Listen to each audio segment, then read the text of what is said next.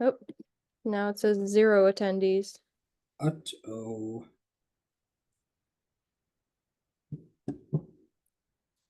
See, this is why we logged in early, just in case. All right, now I see an attendee. Okay, more promote to panelists.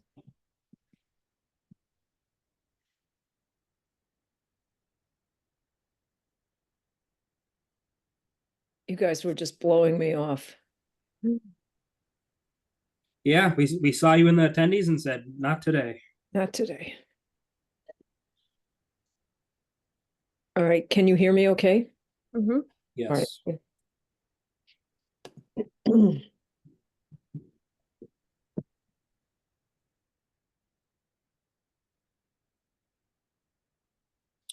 So what happened too, Kay, is we all got 2 links for the meeting. Oh, One as an attendee and one as a panelist. So I think what happened is you probably just clicked into the wrong link. well, I definitely did because I clicked into the one that was on the Yeah. email that Suzanne Yeah. sent to Maureen and whoever else is attending to watch Anthony's presentation. So that's what but is it okay now? Because I could go out and go back in on. Oh yeah, no, it's fine. It's just I told Suzanne there's a chance one of the board members accidentally joins as an attendee.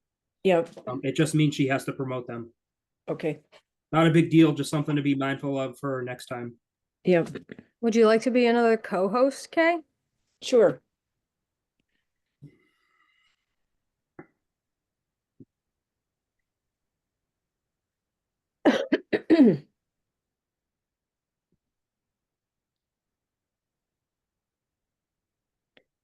So how has it gone so far setting it up? Pretty good. Pretty straightforward from what Chris showed us, so. Great.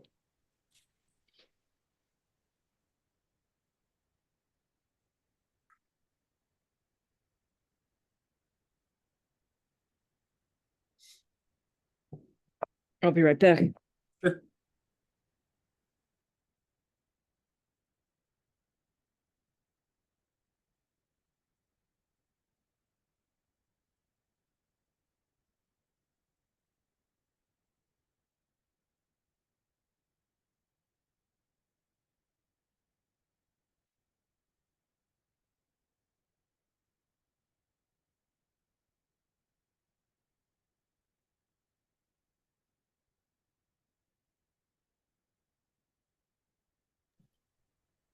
How was the rest of the afternoon after I left, Suzanne?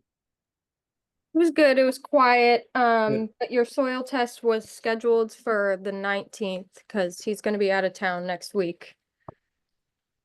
Okay, no problem. You put it on the calendar? Yep. Thank you. Glad to get back to us. Mm-hmm. I was hoping it was going to be a week earlier so I could have brought Gail with me, but Yeah, he said he'll be out that week. Oh, Steve is here.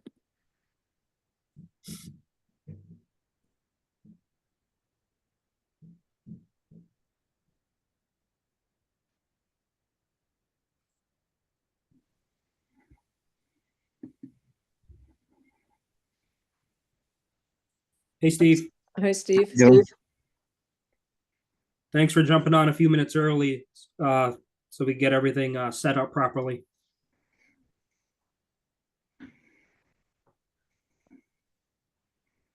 Fortunately, the degree of difficulty was low. That's good. That's good feedback.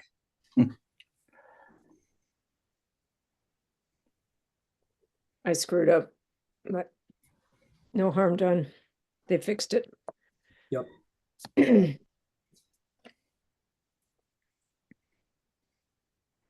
I hope that the people who are joining us for the first time can get onto this particular forum. One already has. Maureen Busby is Mm. related to the tobacco presentation.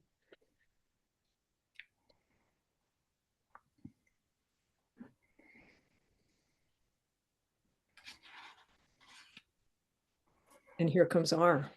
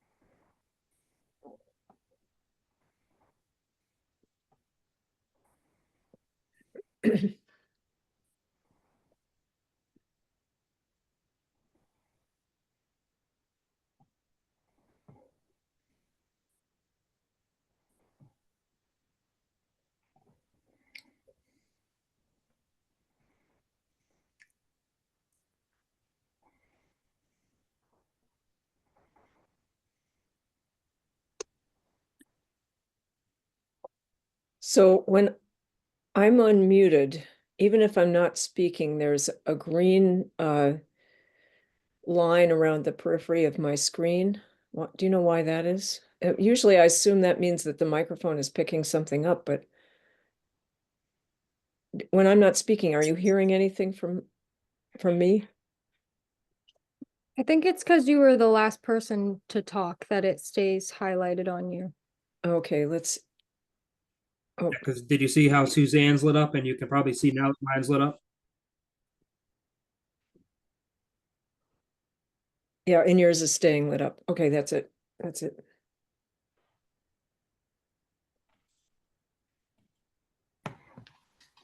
Hello, Anthony. Hello, Long Dr. time no Peterson. see. So it's 6:30. Why don't we begin the meeting? We'll call us to order and do a roll call. I'm Kay Peterson, Chair, present. Stephen Kruskall, member, present. And John Quackenbush, member, also present. Great. So we will begin tonight with 5 minutes of citizen comments. Hopefully we can get them all in. I don't know how many people are here as citizens to make comments, but like to ask people to limit themselves to 3 minutes each.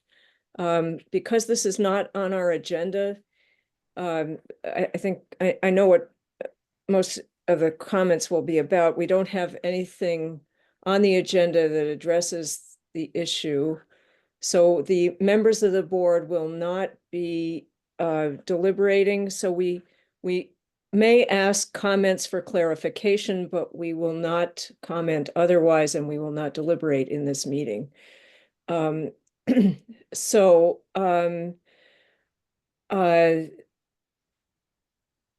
Ryan Uratam has raised his hand. Ryan, are you here to make a comment, or is that Justine? in the It's back? Justine Kay.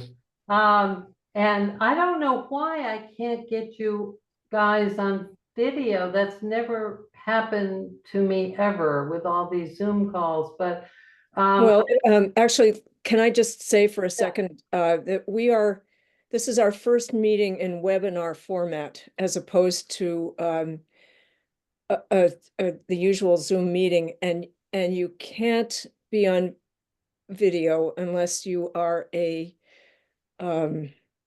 what is the right word?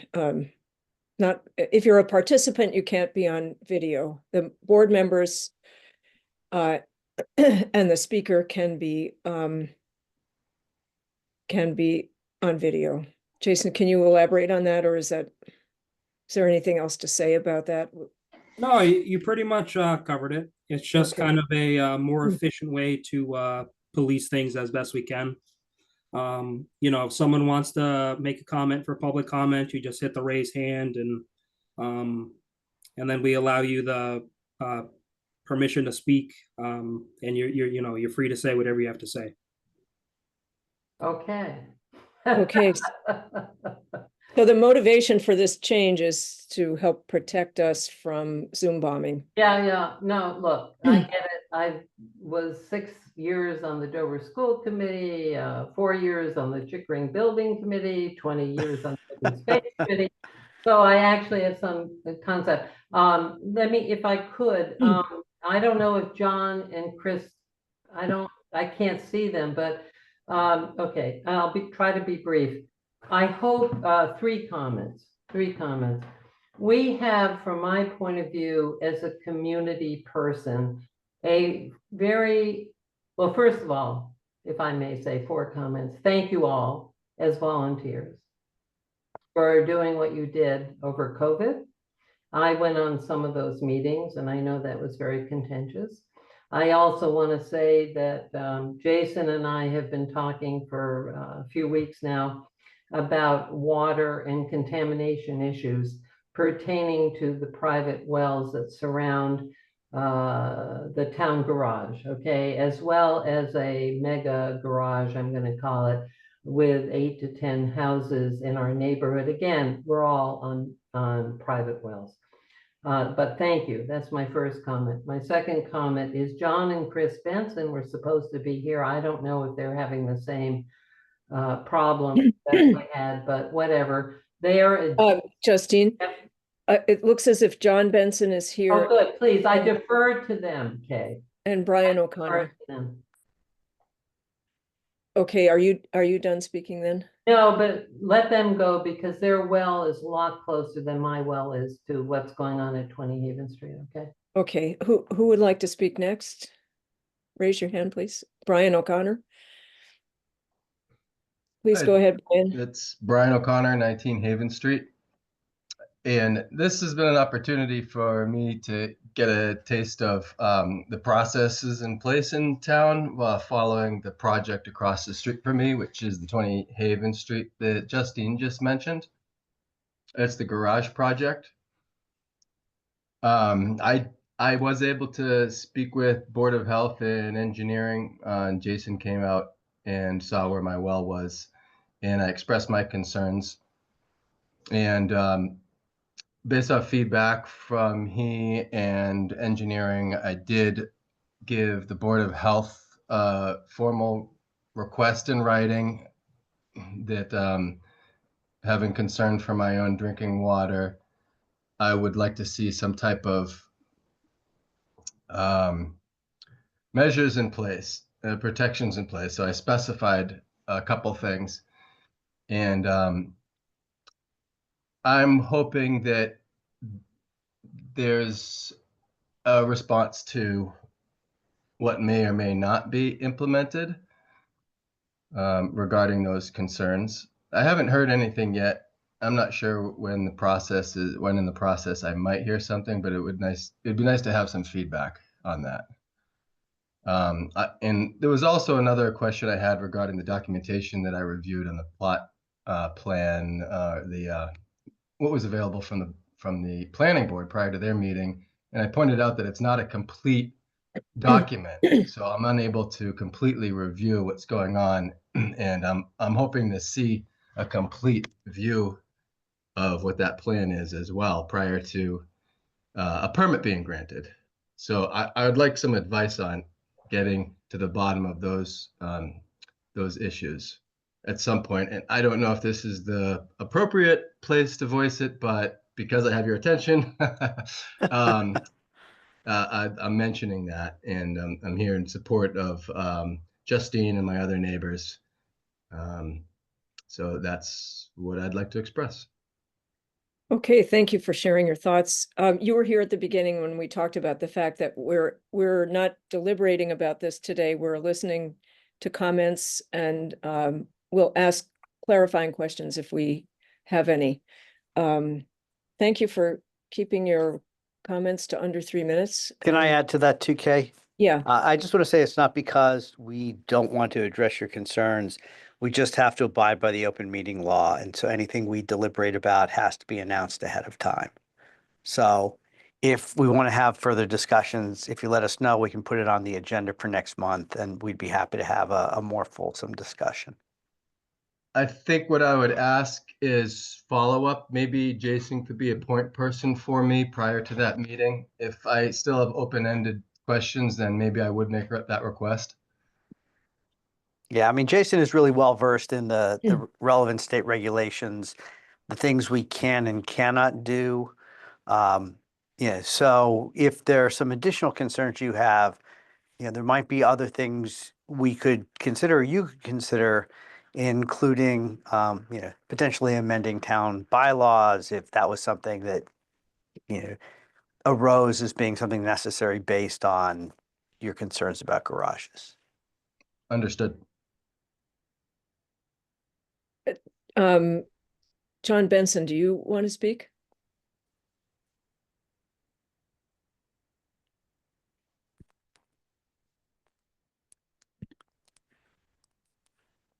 No, I'm unmuted.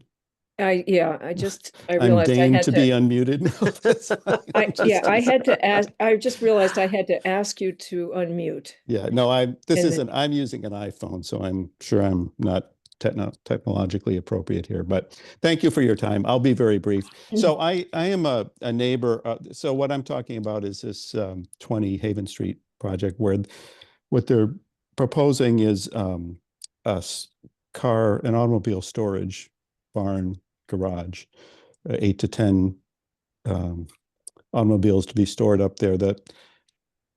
One thing that's important to know, and I won't go into much of the substance on it because I'm just sort of, I want to let you know what we want to have this on the agenda.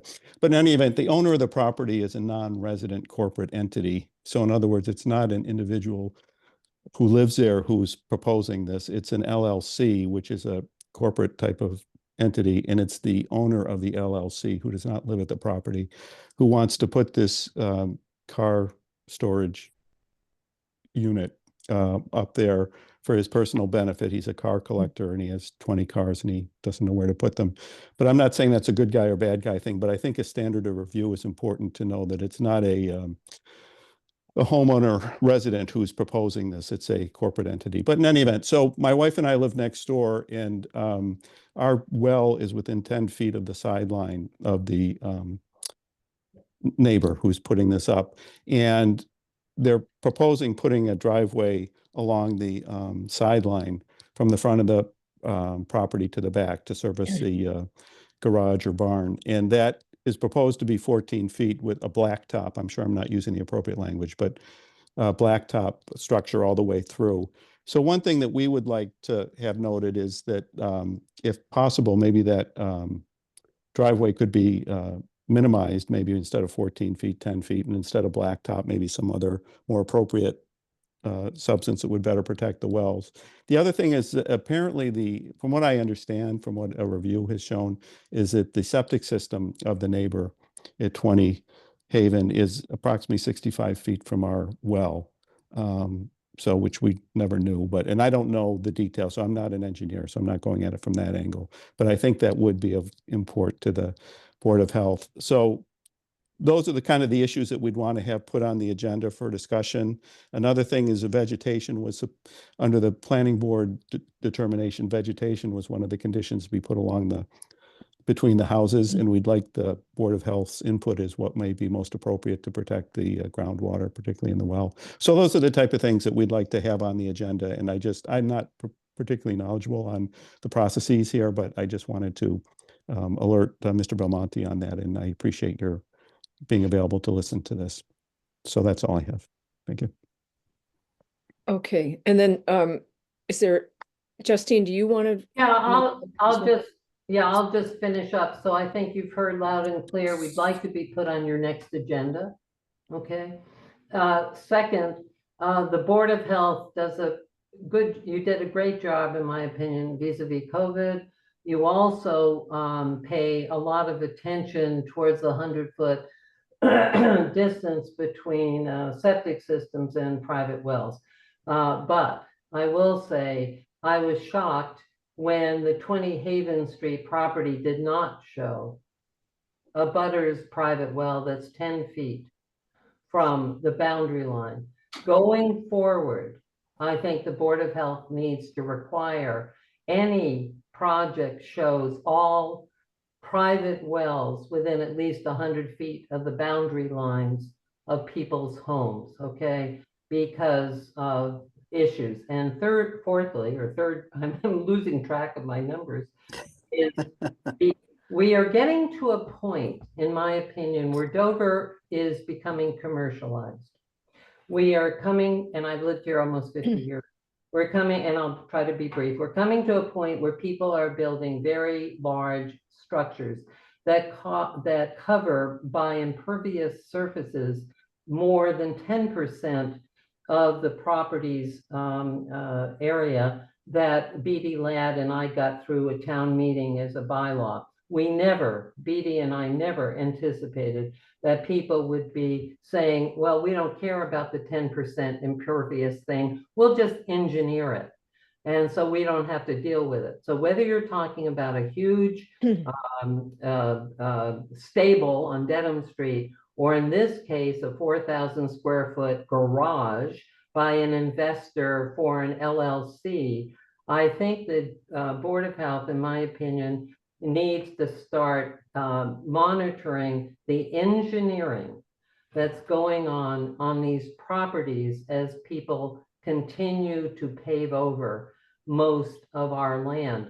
And I will say from my point of view as an environmentalist and a Dover Open Space Committee person and a banker and all that, we depend on our water, our private wells, and even Aquarian, we depend on their water. And I think we need, the Dover Board of Health would be well served by having some oversight over engineering so that we can feel protected that when these upgradient huge buildings are built, that we downgradient are not negatively affected. And lastly, on February 24th, the planning board is apparently having an open meeting about, from my point of view, the complete failure, in my point of view, of the site plan review to take into account the other people other than the applicant who comes armed with engineers and lawyers against the homeowner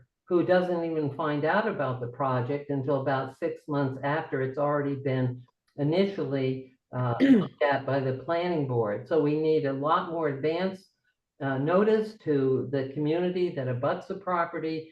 And we also need to have a lot more specific stuff in the site plan review, which includes the Board of Health oversight. And I would encourage the Board of Health to send Jason or whoever or yourselves to the February 24th planning board discussion of changes to the full site plan review bylaw. Okay, thank you very much. Thank you, guys. I appreciate it. Okay, and is there anyone else from the public who's here who wants to speak? Well, we appreciate all your comments, and we will be in touch with you. Probably both between now and our next meeting, and I suspect we'll be putting this on our agenda at the next meeting unless there's...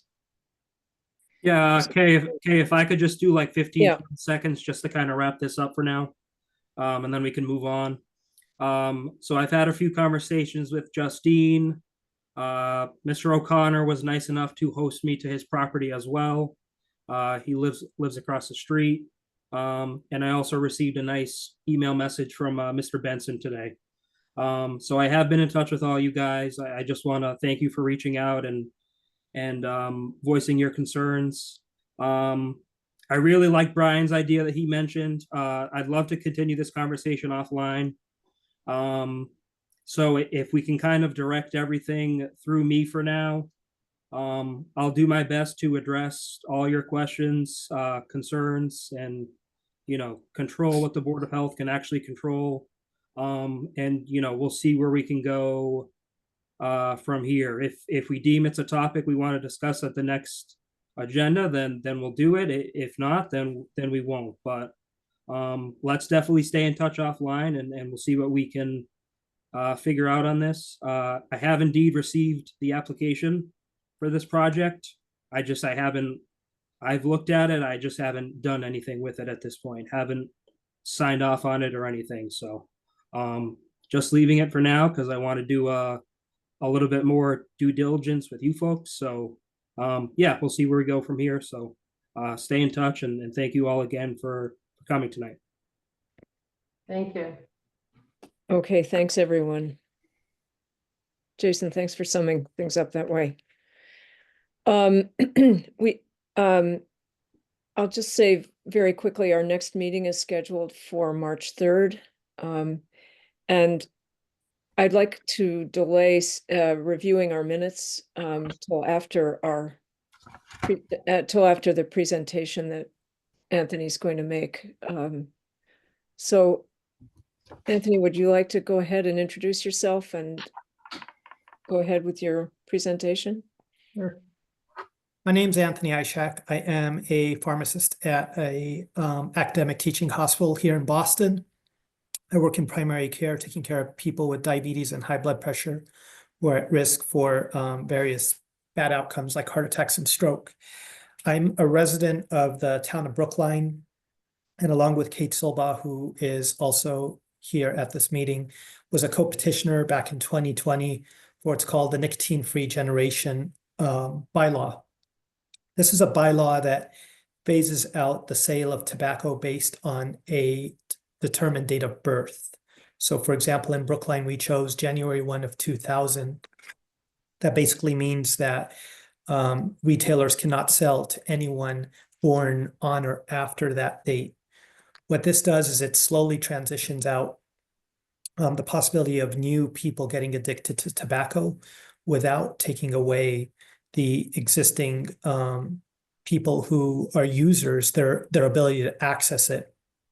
It's meant to, one, address that the primary age group that is susceptible to getting addicted to this product is underage. The CDC data, I'm not sure if it's still posted, but as of 2023, showed that 90 to 95% of tobacco users started under the age of 18. And again, I highlight 2023. So it's just a year plus 15 months ago. This data is relatively recent. So even though in Massachusetts, we've increased the age to 21, and a lot of different states have done the same thing, we still see that we've decreased it over decades, but still initial users are underage. This also helps protect people. We don't want them to abruptly have to stop if they're not ready in cold turkey. So even though in the state of Massachusetts, most insurers, including Mass Health, provide tobacco cessation products at no charge to people in the Commonwealth, we recognize that people may not be ready yet. So this is a very compassionate proposal that helps people, right? So if they're current users, if and when they're ready, they can talk with their providers and prepare and make a plan with their loved ones and support group. But this helps prevent new users from getting addicted. Since this was proposed and passed by Brookline in 2020, late 2020, and implemented in 2021, since then it was appealed by 6 retailers up to the highest court in the Commonwealth of Massachusetts. And as of March of last year, 2024, with a 9-0 decision, all sources of appeal or legal challenge have been exhausted. In other words, this can be the law of the Commonwealth at some point. And in fact, the State House has made a proposal as of 3 weeks ago that they are going to start with a bill looking at this, with the hope is that increasing municipalities vote in favor of this and support it. This will drive momentum for action at the State House level. Since that judicial court decision, 13 other municipalities have voted in support of this, most recently Newton as of a week and a half ago, and Pelham, even though they don't have any retailers, has filed a resolution saying, hey, we're in support of this. And in fact, there's some talk they actually will develop tobacco regulations as a result of this, even though they don't have retailers, but they want to show just how strong of a strong voice they are behind this. Somerville will be deciding this and will be having their public hearing. We suspect it'll be March just because of the calendar technically would fall during school vacation week. And there's a really strong momentum of force with youth in Somerville who would like to be present and to speak. So we suspect that they will likely be later in February or March as far as next municipalities that are preparing and thinking about this. You may have seen last week, Hawaii and Indiana have filed legislation to do this. Hawaii may not be so surprising when you look at where leadership comes in tobacco regulations. It tends to be Massachusetts and Hawaii, among other places. Indiana can be considered a little bit of a surprise. It was filed by a state representative who is a Republican there. This just shows that this policy goes across the spectrum, right? it's impacting people who aren't in a position to make decision, and then it robs them of their ability to make that decision when they're adults. Most people it takes 5 to 6 attempts to quit. And after the age of 25, there's only a 1% chance that you will choose to use this product. So it really shows that very quickly, once you exit youth and your rational decision-making part of the brain is developed, people don't choose to do this. Impact on businesses. So none of our retailers in the 4+ years that we've had this have shut down. And in fact, 2 have turned in their permits saying that, you know what, this just isn't worth it anymore. You know, there's better ways to make our sales, and they've adjusted to their business plan, which is also the intent of this. We don't think it's going to stop things day one or year one. It slowly decreases people entering, and it gives businesses a long runway to adjusting their business plan, which I think are some of the beneficial points for a town or a municipality such as yours, where there's limited retailers, education can happen fairly easily. They have their preserved customer base, and they have time to adjust away from this product. As far as income to the towns, no income comes other than if you're charging for your permits. Taxes all go to the state, and of course the state determines how that money is spent. However, for every household in Massachusetts, $1,100 is spent on tobacco-related health outcomes, because a significant portion of the Commonwealth's budget is towards healthcare. So every household experiences this. Since I sent the email to you as a board, there was an article last week in Newsweek. I'm happy to forward the link that does the financial cost to every person based on each state. In the Commonwealth of Massachusetts, it's proposed that someone who smokes a pack per day starting in early youth, 18 to 20, and smokes for an average age of like 30 to 40 years, it costs them $5.1 million, $240,000 out of pocket for tobacco, but the rest is all because of healthcare costs, decreased money that goes towards their retirement and the money that builds off of that, and paying for additional health insurance and the costs related to it. It's not an insignificant amount of cost to that. With that, I will pause to see what questions and thoughts you have. Kate Silbaugh was my co-petitioner. She's also a law professor, so she's on here to speak from the part as far as a parent and co-petitioner, but she can also shed some light in case there's legal questions that I may not have addressed. Maureen Busby works for tobacco control. She could potentially answer questions you may have or thoughts in terms of what this looks like in terms of educating retailers and things like that.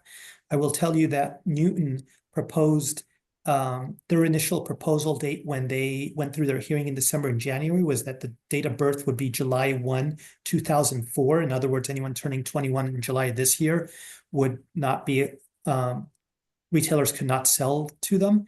But the head of their city council actually said, look, we know this is bad. There's no reason to wait. And they changed it to March 1. So with a vote in January, they basically said, hey, there's 6 weeks for us to educate retailers and do enforcement and all of that. But it showed just how much momentum that they said this runway that we would normally give, we could shorten it. People know about this. We've known about it. So I would encourage you, if you think about this, whatever date you think about, the earlier, the better. So I have a few questions. I'm interested in hearing who was responsible for the education campaign in Brookline. For retailers? Yeah, for retailers. Well, and did you have a campaign for young people in this, who would be affected by this as well? Yeah, I'd be interested in hearing you expand on the education a bit too. So The education for retailers or for youth? For both. both. Yeah, so for retailers first, the Department of Public, our Health and Human Services Division provided a lot of the education and working with that. There is tobacco control that covers Brookline. There was various lapses where that wasn't there, but education did happen through Health and Human Services in terms of letting retailers know, signage, spot checks and things like that. Education of our youth. At the time of this warrant article, this did not happen. For brevity, I did not give the background. In 2018 or 2019, Kate, myself, and others had proposed a bylaw to ban flavored tobacco because of the whole vaping epidemic at that time. And at that time, there was as education. In fact, a couple of schools asked me to come talk to their youth about this and to talk about how they could act on the momentum because they wanted to think about youth-driven bylaws that could help impact health. The education tends to happen through our school system, but as you can imagine, tobacco just adjusts way too quickly. When we did this, it was about vaping. Now there's Zyn, and 25% of the market for Zyn is underage youth. So there is education that goes on through there. We could probably benefit from more education. And the hope is that will just be a continuing discussion through our schools and Health and Human Services.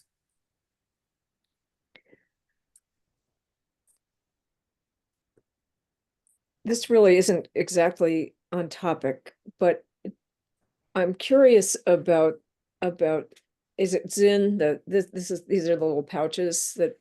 Yeah, they look like the Tic Tac packages or, Yeah. little tins. Yep. So, do you have any idea how much that is supplanting cigarette smoking and driving down smoking numbers, making people feel falsely reassured about the effectiveness of tobacco campaigns? Yeah. Kate has her hand up and she's relatively experienced. I'll let her talk to this point. As you can imagine, and Maureen, they both are experts in this area. But for the most part, there is a crossover of the percentage as combustibles go down and the uptake of these alternate products. I thank you so much. I just wanted to quickly say that with respect to non-combustible products like Zyn or any kind of vape or any other kind of nicotine product, there is a debate out there, which I'm sure you're aware of, that has to do with whether transitioning to these products is superior to using a combustible cigarette. And I just would point out that the nicotine-free generation regulation doesn't engage that debate. And the reason is that the beneficiaries of this policy are not yet using any kind of nicotine product, so they don't need to transition between products. But for those who currently can access products, they'll be able to continue to access products, whether it's a Zyn or whether it's a vape or whether it's a combustible. So just for the purposes of this regulation, the difference between combustibles and not combustibles doesn't raise a harm reduction argument or concern, I should say. The other thing I did want to just mention, Anthony did a wonderful introduction there. I just want to say that when you probably recall that the same process led to Tobacco 21, that the age was 18, and then all these towns raised it to 21, and then the state raised it to 21, and then the federal government did. And I just want to say that at the time, Needham went first, and when they were 21 and all the towns around them were 18, there's some published peer-reviewed work that says their tobacco product use fell 50% in the first couple of years that they went to Tobacco 21. So I just raised that because sometimes people think that what you do as an island doesn't affect the kids in your town. But that Needham research is pretty strong research that if you do adopt this, it's not the case that your youth are going to go somewhere else. They're much more likely to just choose not using these products. Thank you.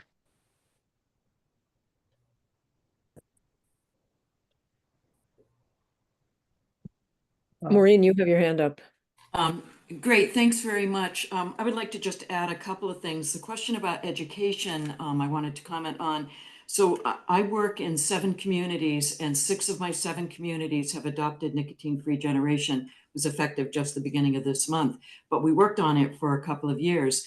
And one of the things that was, I think, most impactful, we did public hearings in all the communities, and the most impactful testimony in those hearings was from youth who came to the hearings, testified, doing something that can be uncomfortable to do. There was opposition at every hearing, and they stood there and talked about their own experience, their experience in the schools, how they couldn't use the bathroom or how their classrooms were disrupted, how somebody you know, a fellow student couldn't go 50 minutes without, you know, getting a Zyn hit or a vape hit and would be fidgety and so on. They saw classmates who lost their athletic privileges because of nicotine use and so on. So their testimony was extremely important. Students are aware of this. They're probably more aware of the harms of nicotine use among their peers than even we are. So a little bit about education. And then in terms of youth, in terms of retailers, we did multiple notices. Certainly we posted notices about the public hearings, but also I hand delivered notices to every single retailer in all of my communities, and some of them have 50+ retailers. So we feel like we went out of our way to make sure the retailers knew we were considering this and giving them a chance to come and have their voice at the hearing. And then as far as Zyn, actually Zyn is, or products like that, we use Zyn like we use Velcro and Kleenex. It's a brand name, but we tend to call those pouches Zyns. There are lots of brands. Zyn has 3, 6, 9 milligrams per pouch. There are newer brands with 18 milligrams per pouch. A pack of cigarettes has about 24 milligrams, and one Zyn pouch can have 18 milligrams. Pack of Marlboros is about $14. A tin of Zyn can be $5, $7. So these pouches are cheaper. They're more discreet than vaping, and yet they have very, very high nicotine. We hear that young weightlifters, student weightlifters, go into the gym and they pop a couple into their mouths because it gives them such a hit to the brain that they feel like they can lift more. So we're very concerned about these. But what really started me on the path to nicotine-free generation in my area was, as I was doing tobacco inspections in the retail stores, I noticed that these Zyn tins of Zyn were taking up more and more space. There used to be one sleeve, 10 tins. Then there were 2, then there were 5.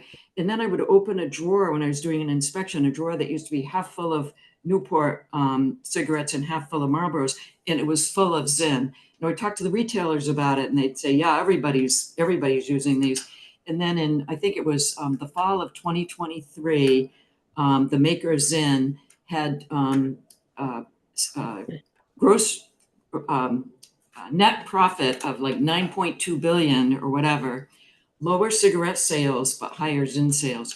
You have to sell a lot of Zyn at $5 a tin to have any impact on the bottom line of a big tobacco manufacturer who makes cigarettes. So we started being very concerned about these newer products, and knowing that all along, all the time I've been doing this work, we play whack-a-mole, one new product after another new product. We deal with flavors. We deal with Juul. Massachusetts was one of the states that sued Juul, and we got $41 million from Juul Labs for their deceptive marketing because they went after the youth. And that's just the tobacco industry playbook. And that's why I wanted to be able to speak tonight, if I could, to share with you what I see on the street, and also with Anthony and Kate to answer any questions you might have. Thank you. I will say this, I can't remember if it's Altria or RJ Reynolds. One of them now has a website, and kind of, it almost looks like a nonprofit group that talks about like smoke-free generation or something like that. So it sounds really good, but really what it is they know where their business is going. And so by kind of taking this position, it makes it look like they're in favor of it, but they're really, they already know what their data models show in terms of business for years. So they're getting away from this here in the US and the West. They may still be pushing these things in other countries in terms of combustibles.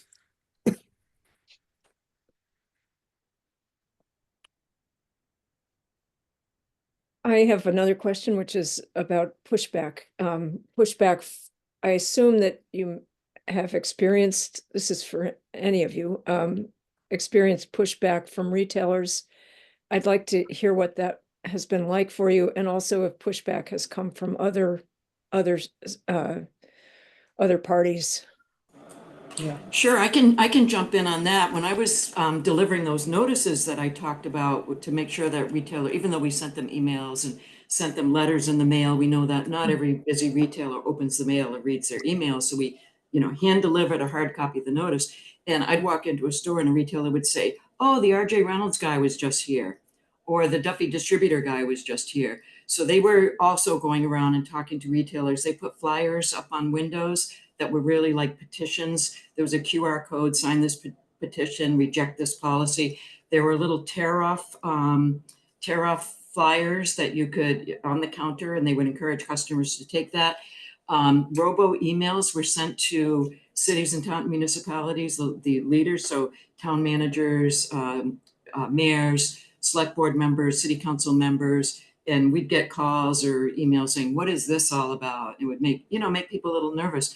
When we held our public hearings, retailers showed up, distributors showed up, trade association execs showed up, and every now and then a customer showed up, but not many customers. It was retail store owners, distributors, and trade association execs.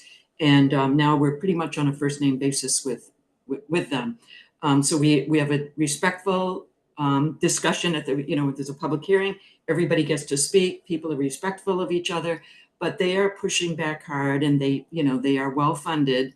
And so certainly we have faced that, we have seen that, but we've also had cardiologists, pediatricians, school personnel, other healthcare, social workers, but as I said, and sometimes parents, an ex-smoker. But again, the most important speakers were the youth, because this is about them. This is for them. This is about them. They care about it, and they want to get up there and speak. The other, sorry. Oh, Go ahead, Kate, 'cause I if think I I know could where just you're add going. one thing to that is just, we think, and we have some evidence that this isn't a very high impact regulation for the retailers, because they keep their current sales base. So it's really about whether or not they can continue to develop new business and among people who are aging up. And so it's a very, very gradual phase out for them. At the same time, we think the industry is very worried about it. So we think it has an impact on the larger industry. And that's part of why we're seeing what Maureen is talking about, which is both the robocalls, which are being generated by the industry, and then also just sort of trying to get retailers to come in. It's less of an impact on retailers, for example, than the flavor ban, which took products off the shelf. This doesn't take any products off the shelf. It doesn't take away any existing customers. But I mean, sometimes you would see, sometimes someone from the Board of Selectmen will come in and oppose it because a retailer will have talked to them. But by and large, we come and we've been talking about this policy, and communities have been very enthusiastic about it. It's had a lot of uptake in the last 6 months.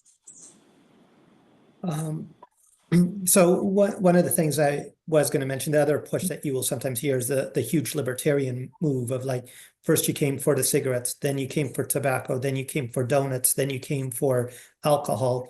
This is just strictly tobacco and nicotine, non-cessation type products. Certainly, other things can be handled depending on the needs of the community. This is strictly meant to be a product that has absolutely zero benefit, absolutely zero health benefit.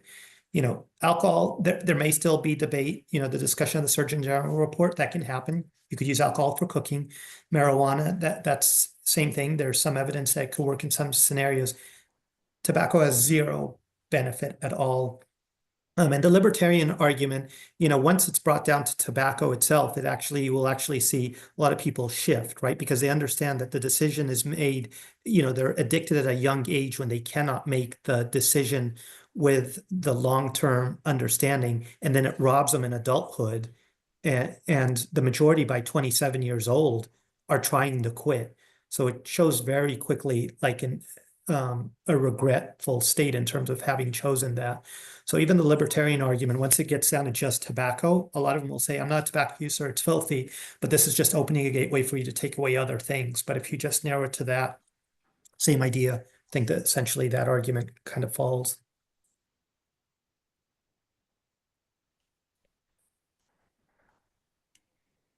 So do we have any other questions? Steve, John?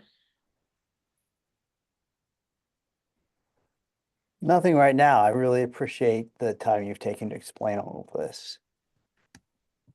Thank you. We appreciate your time. Any follow-up questions, please let me know. I'll send you a couple of articles. There was an article that shows it's a proposed model of tobacco-free generation in terms of the impact on lung cancer going into the future.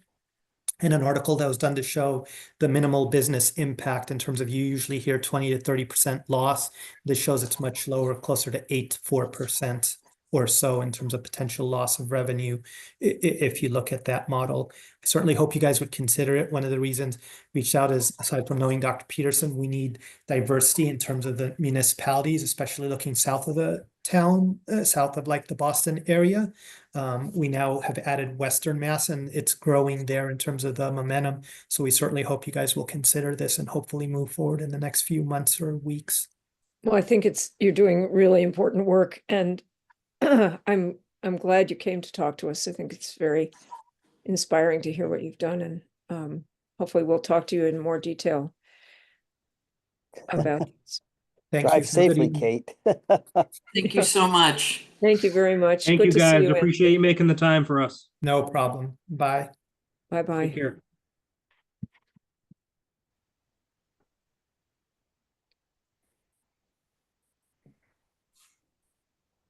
So, do we want to talk more about this now? Put it on an agenda for another meeting? What do you all prefer? It's now 7:14. We have a few other topics. I feel, I'll tell you my opinion. I think we should think about it and put it on a future agenda. It's a little late to launch into something like this, and we have some reading to do as well.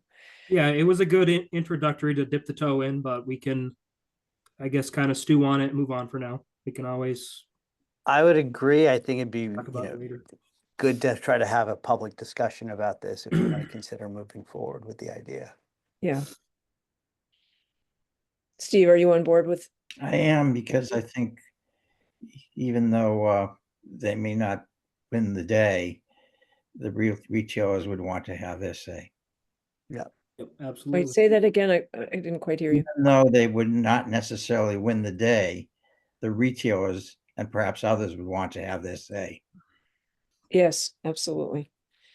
And I also would like to wait till we have Gail on board, and I Yeah. think this would be a very important project for a public health nurse to get involved in.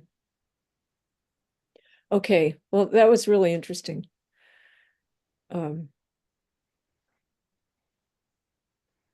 I was, Jason and I were at a shared services meeting recently that Ed Cosgrove was at. Ed is the chair of the Needham Board of Health, and he's basically responsible for the raising the age to 21 in Massachusetts. He stuck his neck out, and the town of Needham did as well. It's quite a feather in his cap. So shall we go back to our minutes before we go on to other topics? Sounds like a good plan. All right. I have a few really minor changes to suggest. Do any of you have changes? I offered them already to Susan. So Suzanne, can you tell us what Steve's are? Yes, do you guys mind if I share my screen once None I? at all. Perfect. Please do. And John, do you have suggestions? No, nothing major, so. Okay. If I can figure out how to share my screen. Oh, here it is. I think we're doing pretty well, given that this is new to us, this system. Yeah, so far so good.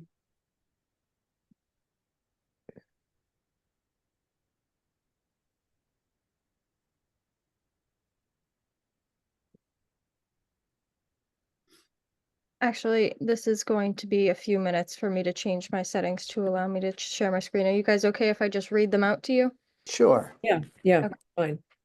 So the first change was on item 5 on page 1. I believe we just corrected the spelling of Artie's last name to RRAPI. And then The second change was on page 3, on the paragraph that begins with Member Kruscall addresses the potential argument of citizens claiming their taxes. We just added the word already pay for these services.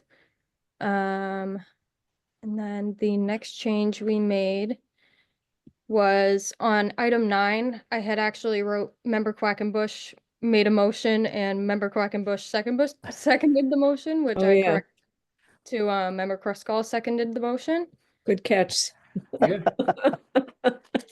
And Have to give then Steve credit where credit's due.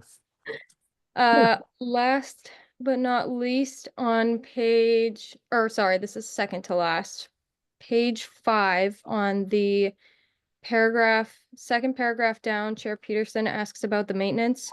The second part of that sentence was changed to Member Kruscall states that research has been conducted on the instrument to ensure its reliability.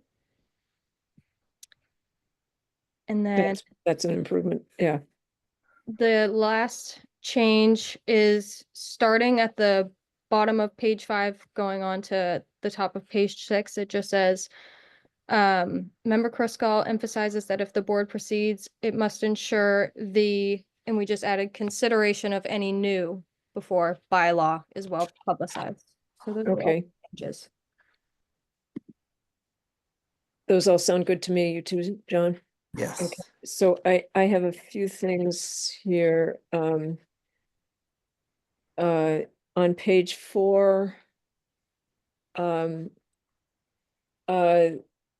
first full paragraph on that page, the paragraph begins, Member Kruscall asks, last sentence in that paragraph, Chair Peterson emphasized, I would change it to say that the problems associated with leaving fees unchanged.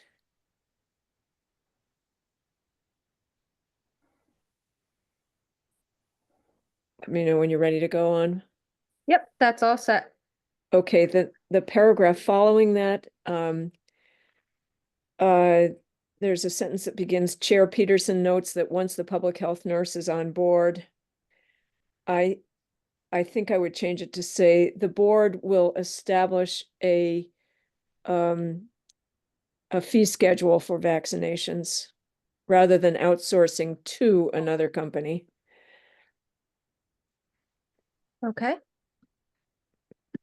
Also on that page in number 9, the second paragraph, I would add after refrigeration setup, I would say for the current year. Okay. On page 5, I think in the paragraph that begins Director Belmonte states, after there's a sentence that begins Chair Peterson adds this would be a good item for a banner newsletter and webpage item. And I would just put a period after item and end the sentence there.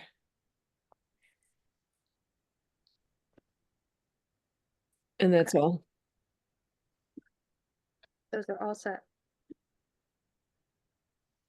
I move the minutes be accepted as amended. I second it. All in favor? I, Kay Peterson. Hi, Stephen Kruscall. I, John Quackenbush. Great. Okay. So, let's see. I'd like to just talk for a minute about avian influenza. I think we should talk about it on an ongoing basis just to kind of stay up to date on what's happening. And I'll just summarize what was in the press release from the Department of Public Health a few days ago, and also that Katie Brown, who's the veterinarian, who's one of the top epidemiologists at the DPH, said in a webinar about a week ago that there is this wild flock of birds in Plymouth that probably all died of highly pathogenic avian influenza. Tests are still pending, and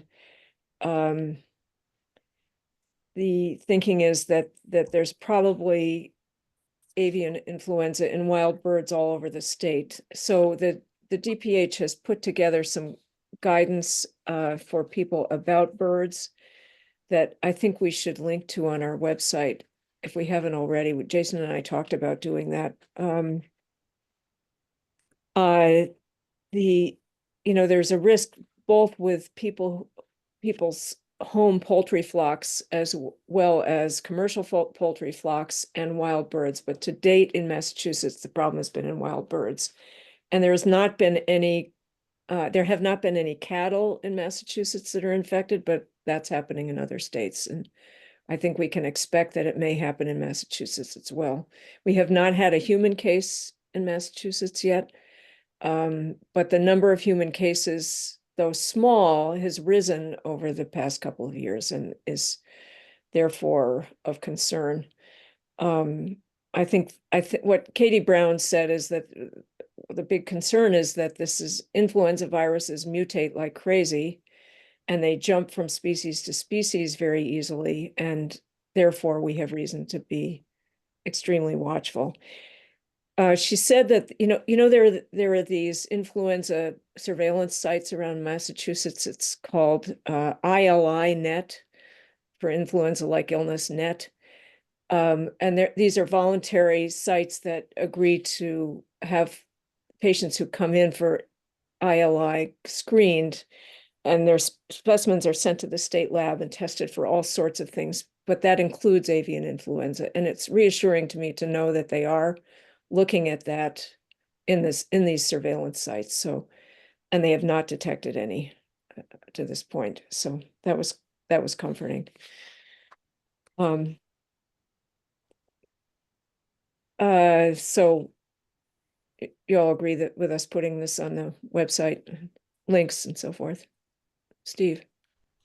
I certainly agree with putting it on a link on our website, but the question I would raise for you folks to consider is whether it rises to the level of having a banner regarding the handling of dead birds. Mhm. It seems now unwise for people to handle dead birds in any way that that they could come in contact, touch them, or even raise an aerosol like fume from their handling of them. So it might be worth identifying who might be called to pick up dead birds in a professional fashion and on that banner, and have people refrain from trying to remove them themselves. That's a What great if- idea. What if the banner said something about avian influenza Yes. and had a QR code? I think it's too much to say don't handle dead birds, and maybe too Well, overly handling alarmist. is a big thing. I know but so the DPH guidance addresses that very explicitly. It's just whether it's important enough to raise the level of consciousness regarding it to more than just a link. And I leave that for you folks to consider. Okay. Well, the other thing that might be sensible too is to see if the Hometown Weekly would publish something about it. Yeah. That's a good idea. Yeah. And Chris is, what's our the town newsletter that Chris does? Yep, that's a great idea too. And maybe put something on the Facebook page. So maybe we should do a kind of a full court press with information about this. So banner, Facebook, Hometown Weekly, and what's Our Town is the new name of the newsletter, right? I think that's right. 65 people nationally have contracted HPAI-like illness. The vast majority of them are farm workers. Mm-hmm. Those are the cases that are known. Known. Yeah. We don't know about the subclinical cases. Yeah.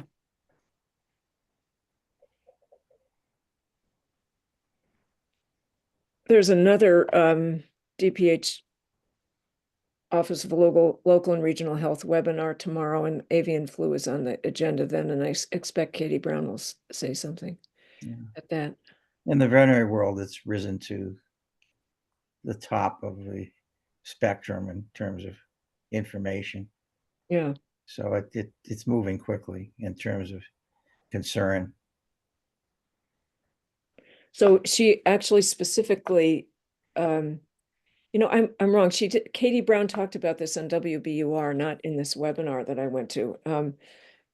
But probably she'll be in the webinar this week. If anyone wants to join in, let me know and I can tell you how to do it. But she did mention cats, domestic cats, and her concern about them because those cats that are out and about that aren't housebound are at risk of coming in contact with birds. Yeah, they could kill birds and then potentially And become eat them. infected.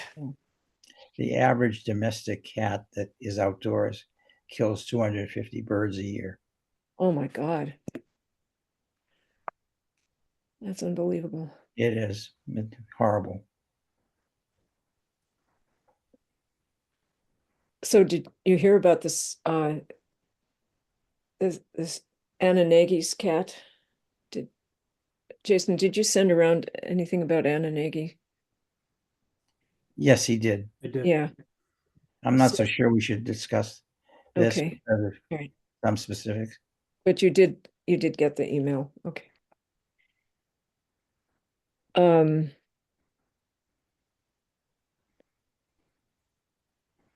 All righty, so we'll work on that. Next item on the agenda is public health nurse update.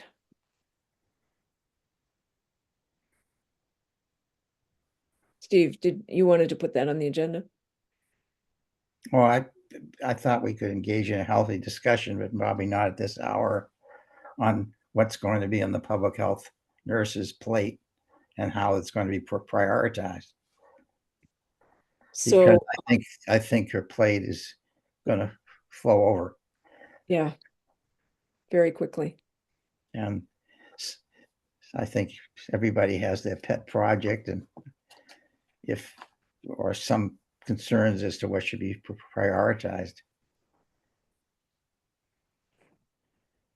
So at some point we got to do something with that discussion.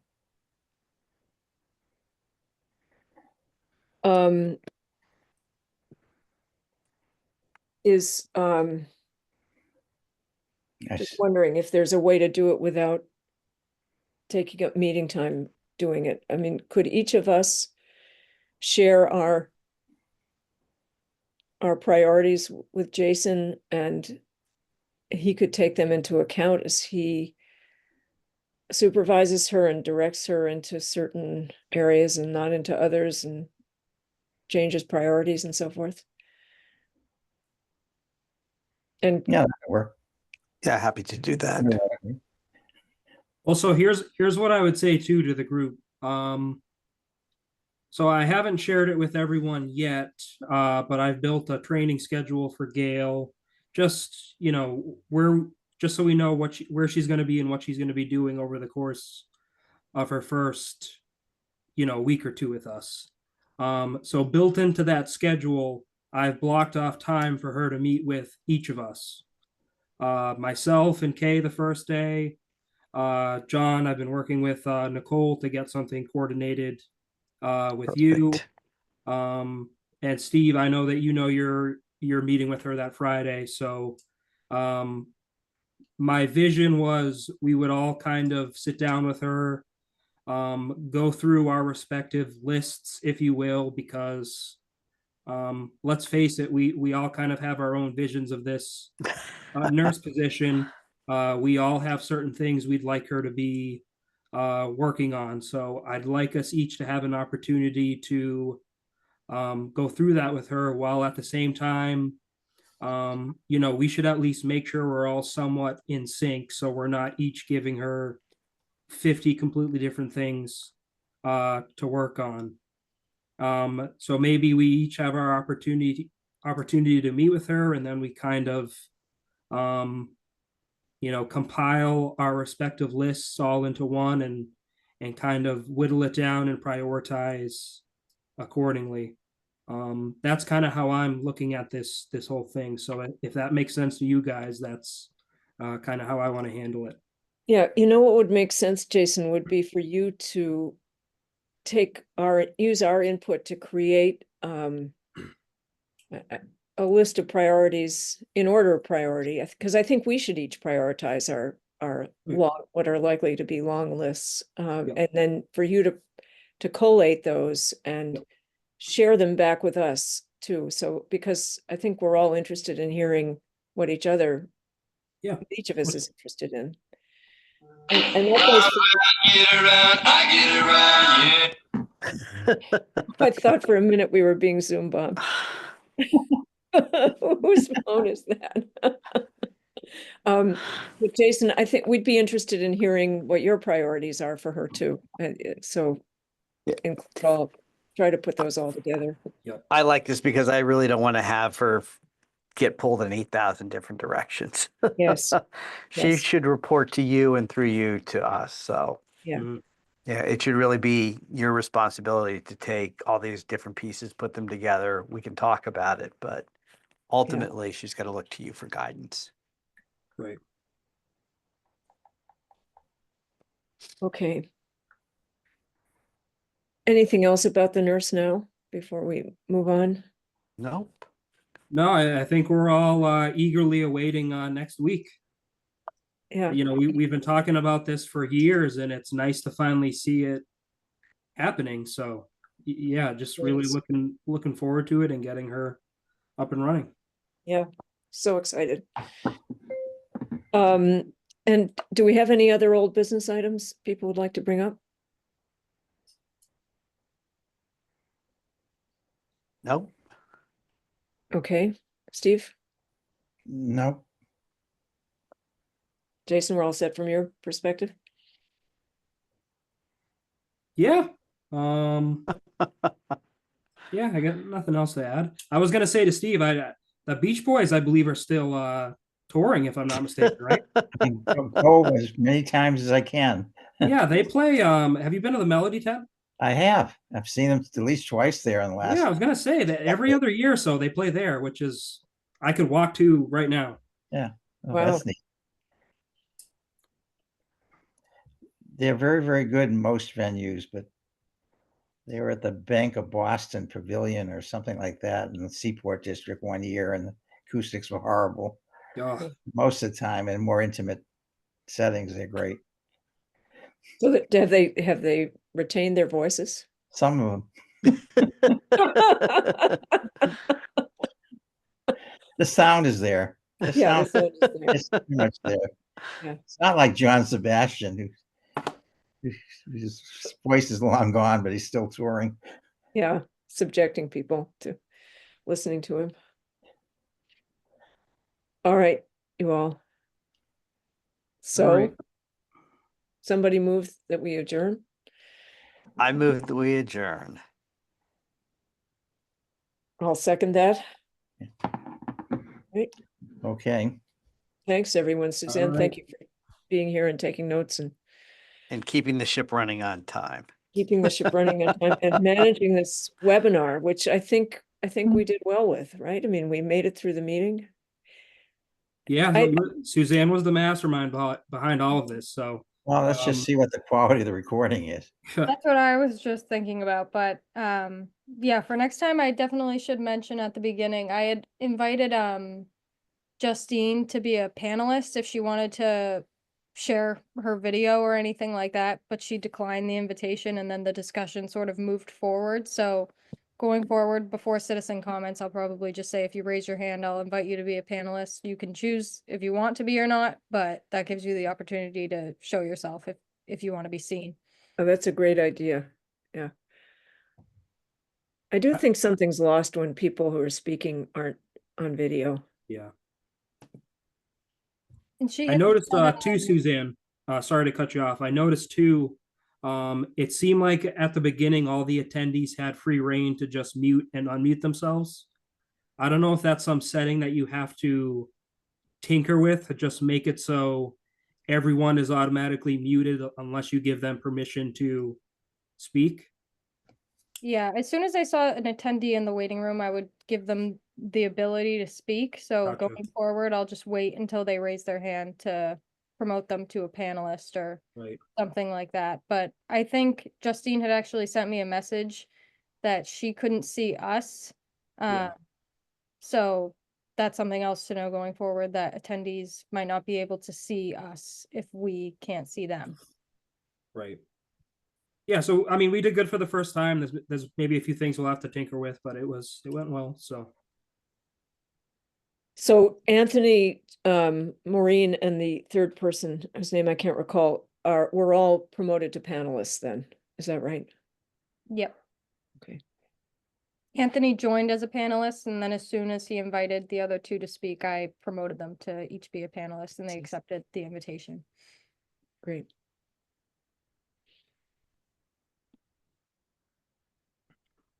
all right, we technically already adjourned, right? Yeah, All right, everyone have a lovely evening. Great job tonight. same to Thanks, you all. Jason. Yep, take care. Good Bye. night. Night, everyone.